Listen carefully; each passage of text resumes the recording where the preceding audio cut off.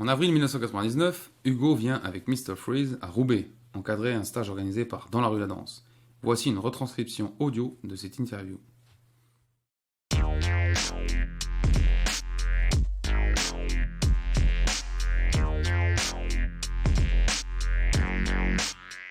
Comment es-tu entré dans la danse de rue? J'étais au lycée, j'avais 15-16 ans, footballeur, je ne m'intéressais pas trop à la danse, mais j'étais impressionné par les mimes qui faisaient le robot. Et puis 3 nouveaux étudiants, mordus du popping, sont arrivés. Quand j'ai vu ces mecs danser, j'ai lâché mon ballon et je les ai rejoints. On s'entraînait ensemble au lycée et chez nous après les cours. En 1983, j'ai fait la connaissance de Poppin Taco. On est vite devenus inséparables. À ce moment-là, la danse de rue était très à la mode.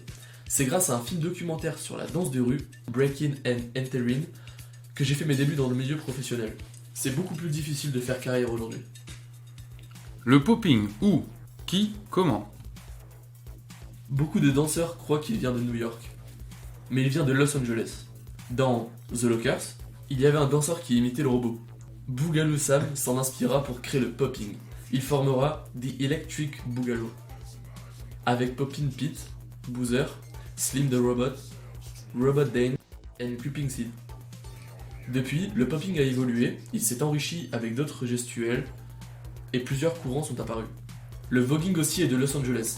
Il est né sous le nom de waking ou punkin dans les clubs gays de la communauté noire. C'est devenu le voguing quand il est arrivé à New York. De quelle manière la danse de rue est-elle perçue aux États-Unis? Le gouvernement américain se fiche complètement de la danse de rue. La population ne s'intéresse qu'à ce qu'il y avait avant. En fait, plus personne n'y prête attention. Où en sont les Français par rapport aux Américains? L'écart se réduit. Les danseurs français progressent très rapidement. Chaque fois que je reviens, ils ont gagné en précision. C'est très important d'être précis dans le moindre geste, même dans les regards. Un autre conseil pour les jeunes danseurs et danseuses qui veulent devenir professionnels?